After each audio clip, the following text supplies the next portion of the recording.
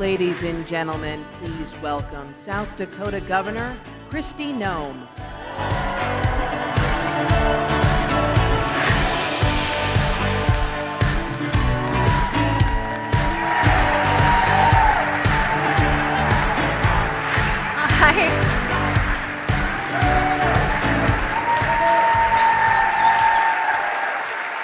Good afternoon.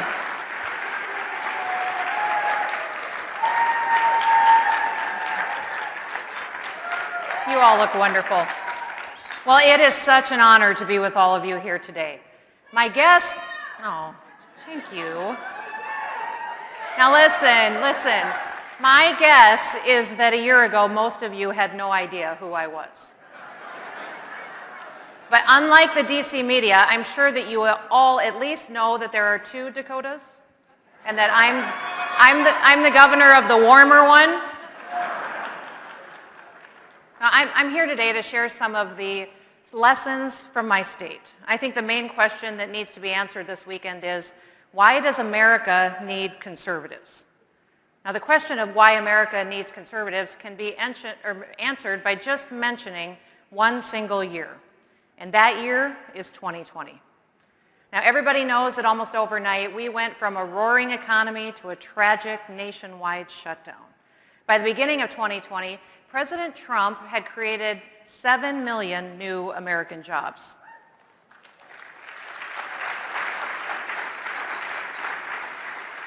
We had the lowest unemployment rate in over half a century.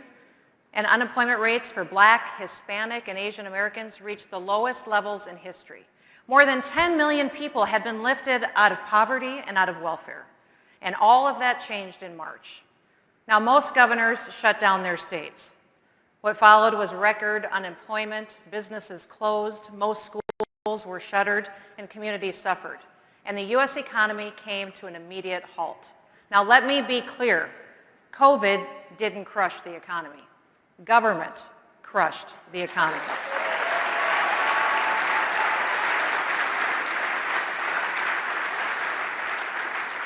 And then, just as quickly, government turned around and held itself out as the savior.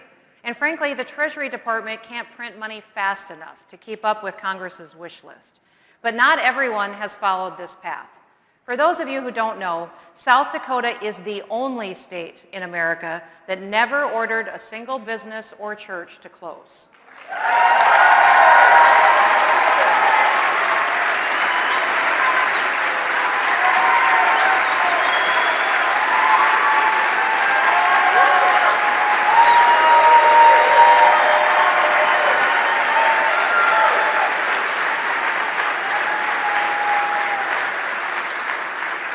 We never instituted a shelter-in-place order. We never mandated that people wear masks.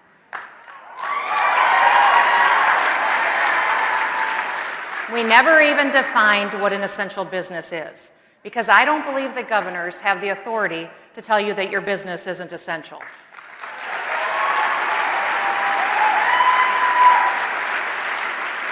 Now, South Dakota schools are no different than schools everywhere else in America. But we approached the pandemic differently. From the earliest days of the pandemic, our priority was the students, their well-being, and their education. When it was time to go back to school in the fall, we put our kids in the classroom. Teachers, administrators, parents, and the students themselves were of one mind to make things work for our children. And the best way to do that was in the classroom.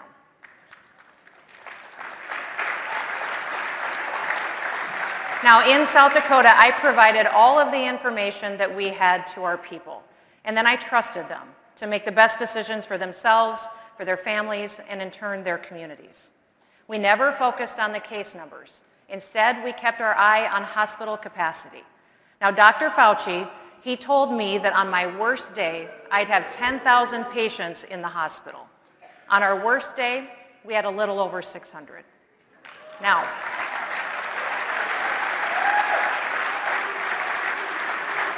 I don't know if you agree with me, but Dr. Fauci is wrong a lot.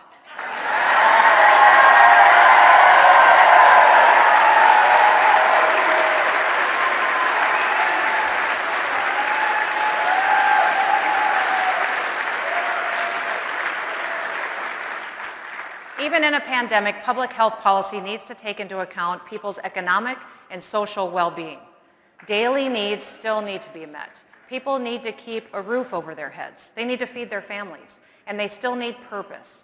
They need their dignity. Now, my administration resisted the call for virus control at the expense of everything else. We looked at the science, the data, and the facts, and then we took a balanced approach. Truthfully, I never thought that the decisions that I was making were going to be unique. I thought that there would be more who would follow basic conservative principles, but I guess I was wrong. Ask yourself this question: how far will people go to enforce mask mandates? Once you start lockdowns, how long can you sustain them? In South Dakota, we had some cases in March and April, but the virus didn't really hit the Midwest until late fall. Should we have kept people in their homes from March onward? Of course not. You know, it's important to ask these questions. We have to show people how arbitrary these restrictions are, and the coercion, the force, and the anti-liberty steps that governments take to enforce them. Often, the enforcement isn't based on facts. Justifying these mitigation efforts has been anything but scientific. Now, many in the media, they criticized South Dakota's approach. They labeled me as ill-informed, that I was reckless, and even a denier. Some even claimed that South Dakota was as bad as it gets anywhere in the world when it comes to COVID-19. That is a lie. The media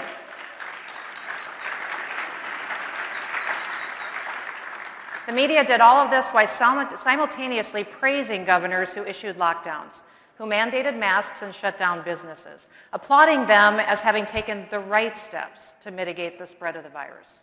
At one point, I appeared on George Stephanopoulos' Sunday show. I don't know if you watched that.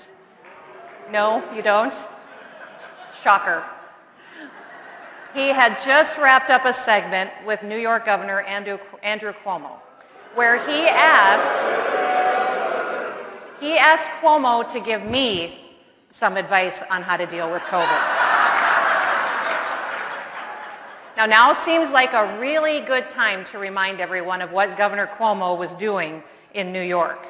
On March 25th, Cuomo ordered COVID patients into nursing homes, and he prohibited the staff from testing people before admitting them. 9 days later, he pushed legislation prohibiting nursing home lawsuits over COVID deaths. 6 days after that, he prohibited nursing homes from sending COVID patients to the nearby naval hospital ship or the field hospital, both of which were essentially empty. Now, 8 days after that, the first deaths started to show up. And on January 28th of this year, the New York Attorney General announced that Cuomo and his administration significantly undercounted the number of COVID-related deaths in nursing homes by as much as 50%. To make matters worse, they tried to cover it up. Now that is the media's COVID hero. And by the way, you know, he also earned an Emmy, and he wrote a book on his COVID response. So who really needed the advice?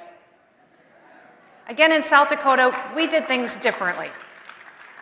We applied common sense and conservative governing principles. We never exceeded our hospital capacity, and our economy is booming. We have the lowest unemployment rate in the nation.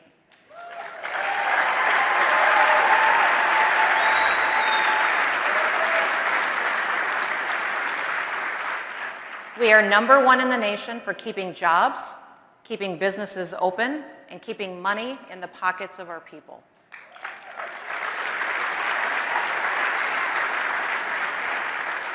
The people of South Dakota kept their hours and their wages at a higher rate than workers anywhere else in the nation, and our schools are open.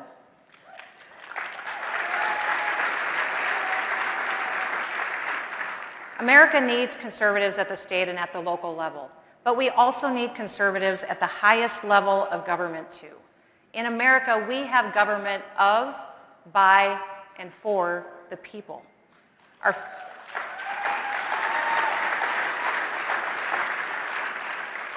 Our founding fathers established our national constitution, and the people of individual states crafted their own constitutions that place specific limits on the role of government.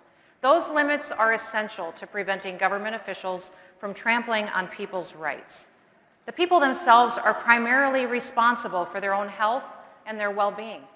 They are the ones who, entrusted with expansive freedoms, the free will to exercise their rights to work, worship, and to earn a living. No governor should ever dictate to their people which activities are officially approved or are not approved. And no governor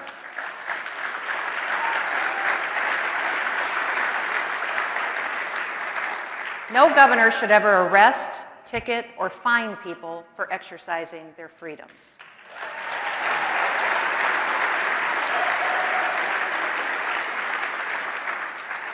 Governors and members of Congress and the President have a duty to respect the rights of the people who elected them. But it seems these days that conservatives are the only ones who know what that means. Personal responsibility is considered a God-given gift in South Dakota. Personal responsibility is not a term that conservatives have abandoned. When I was preparing to come speak with you, I came across some fascinating remarks that were made back in 1962. Listen to this. The Declaration, above all else, was a document not of rhetoric, but of bold decision. The Declaration unleashed not merely a revolution against the British, but a revolution in human affairs. This doctrine of national independence shook the globe, and it remains the most powerful force anywhere in the world today. That's fantastic, right? Those are the words of Democrat President John F. Kennedy.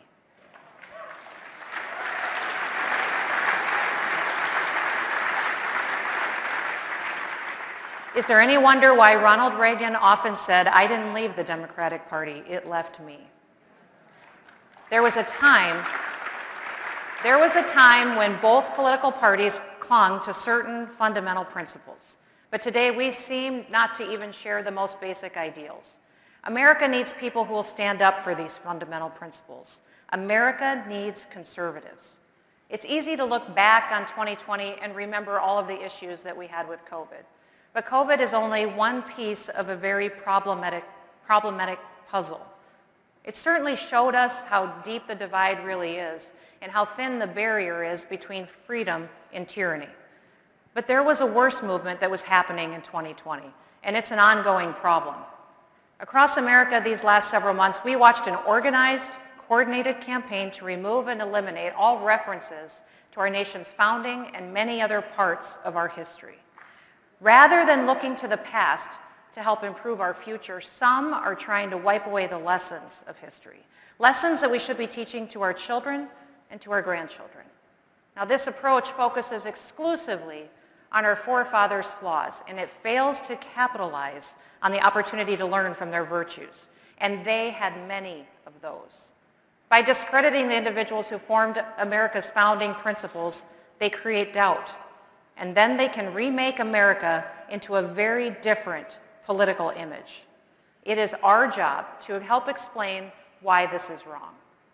Remember, America wasn't founded for the personal gain or personal power of men like Washington, Adams, and Jefferson.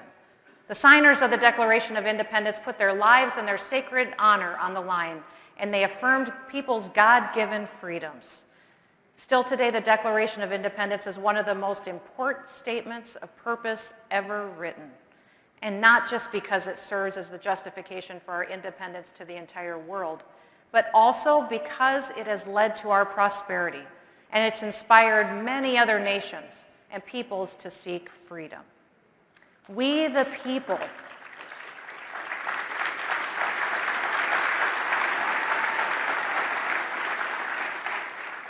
people have consented to a government that will serve all of us equally, a government that will protect and uphold our God-given rights, as well as the fundamental rights enumerated by our Constitution. It is our duty to renew our commitment to these ideals and to pass them on to those who come after us. These ideals cannot be dismissed as the opinions of flawed men. Our founders had their flaws, certainly. But to use those flaws to condemn their ideals and the greatest constitution that the world has ever seen is both unjust and it's self-defeating. How many of us can even live up to our own ideals? Without the words, the beliefs, and the sacrifices of those few, the world would not have a ringing example of true freedom. To attempt to cancel the founding generation is an attempt to cancel our own freedoms. Let's always remember, America is good. Freedom is better than tyranny. We are unique. We are exceptional. And no American should ever, ever apologize for that.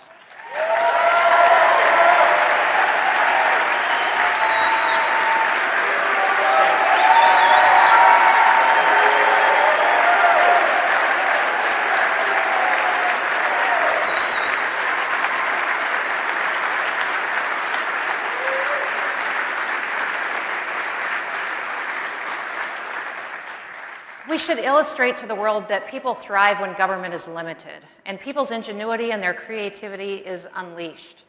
We should also remind the world what happens when tyranny and oppression are allowed to thrive. These days, too many are embracing China, a nation that crushes freedom of speech and religion. China literally places religious minorities in internment camps. China responded to the COVID virus by trying to cover it up. And one of their mitigation strategies was to weld doors shut to lock families in their homes. Friends of China are not friends of freedom. Make no mistake, America's leadership is needed in the world. So now let's have a really candid conversation. Everyone in this room and those listening at home, they know that America needs leaders right now. Those leaders need wisdom. They need the confidence to stand up for our principles and a will to act. Those leaders need to be conservative. We have a lot of work to do in the coming months. What may have worked in the past is not good enough anymore. It's not enough to say vote for us because your pocketbook will be bigger, or because we'll cut your taxes and reduce the regulations, or because we'll fight against abortion or Obamacare or whatever else. I'm not saying that these things aren't important. They are among the pillars of what we believe. But conservatives must lead the nation away from borrowing against our children's future. We must put an end to the accounting gimmicks used to deceive people. Joe Biden has been in politics for 50 years. At that time, our national debt was roughly $450 billion. Today, that's pretty close to what we pay in interest on our national debt. Everyone is to blame. We have forgotten principles that we once held dear. And we must more closely articulate to the American people that we are the only ones who respect them as human beings. That we are the only ones who believe the American people have God-given rights. We are not here to tell you how to live your life, how to treat you like a child or a criminal because you go to church or you defend yourself. Conservatives respect people as individuals. We don't divide people based on their religion, their culture, or the color of their skin. We don't shun people who think for themselves. And we understand that every single person is different. Each person deserves the opportunity to build his or her life without some self-important government bureaucrat telling them what they can or what they can't do. We don't have the media on our side. Conservatives must be smarter than progressives. We must know our history. We must know what works and what doesn't work. We must think through the issues, and make no mistake about it, conservatives exist to fight for America and for every single American. Now, for those of you who are disappointed about the election, I am too. Remember, incredible innovation, though, it took place after Goldwater's 1964 landslide loss. It took the creation of many institutions, including the American Conservative Union, the National Right to Life, the Heritage Foundation, the Manhattan Institute, Concerned Women for America, the Federalist Society, Family Research Council, and among others, took many to change hearts and to change minds. It was institutions like these that helped to bring about the Reagan Revolution and bring American exceptionalism back. Their work is more important today than ever before. So what can you do right now? It's really simple. You can be bold. You can show up. Debate these ideas. Persuade your neighbors. This pandemic illustrated that many politicians have a totally different vision for government than what the founders laid out. It was once said that the left takes its vision seriously, more seriously than it takes the rights of other people. They want to be our shepherds, but that requires us to be the sheep. Let it be heard loud and clear from us right now. We will not be sheep.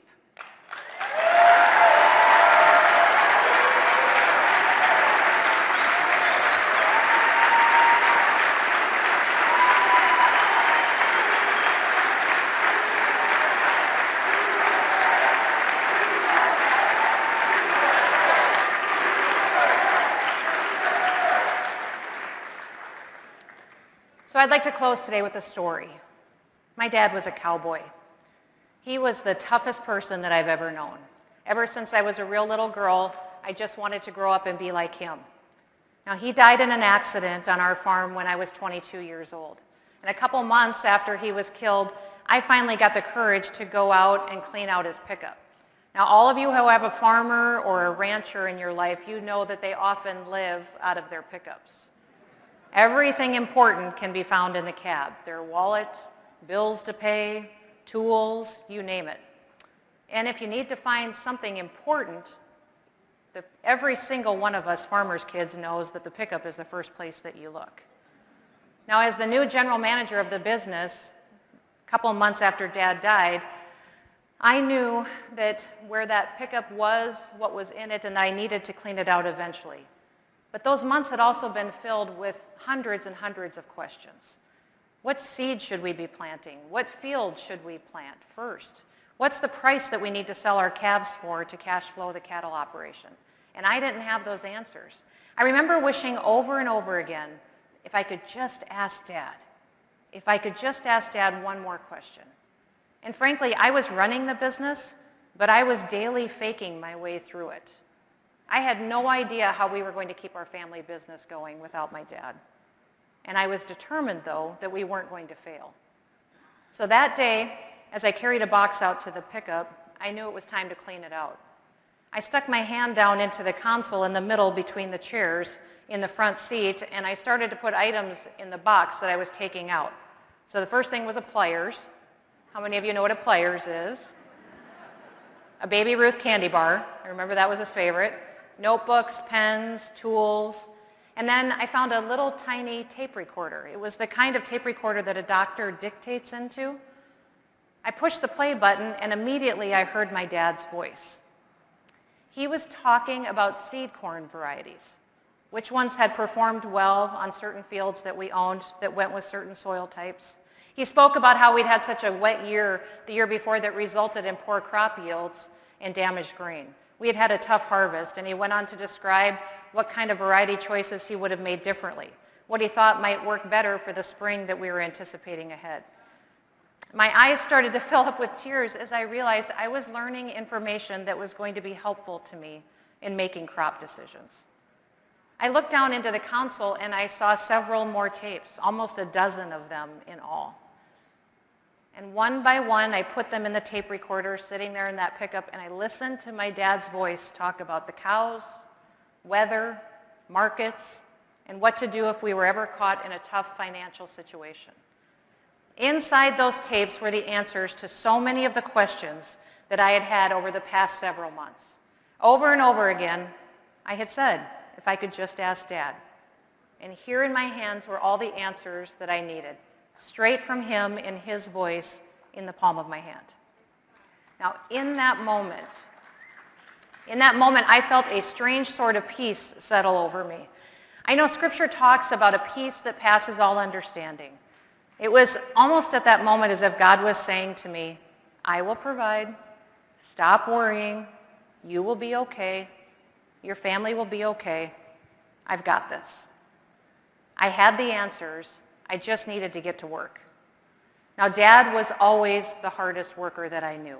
He led by example and he led by action, but that day, what changed everything was his words. I made a decision that day to be like my dad, a person of words, but a person of action, because both matter. That's why I ran for office. My mission is to make South Dakota a better place to live, to do business, and to raise a family.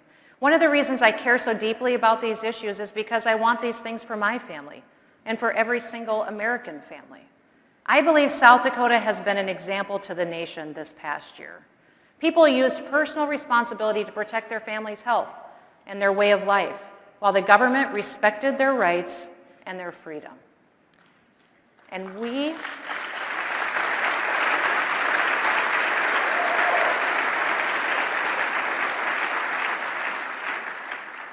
are working together to create new opportunities and a better future for our kids. We took the American path. Let me close with this. As conservatives, we often forget that stories are much more powerful than facts and statistics. Our stories need to be told. It is the only way that we will inspire and motivate the American people to preserve this great country. We must go into this fight for freedom with our eyes wide open, educated to the tactics the liberals will use, yet totally pure in our motives. This isn't about us. It's about our children and their future. It's about the nation that we're going to pass on to them. It's about telling their stories over and over that remind us why America needs conservatives, now more than ever. So thank you for all that you do. America is blessed to have you on her side. God bless each and every one of you, and may God bless the United States of America.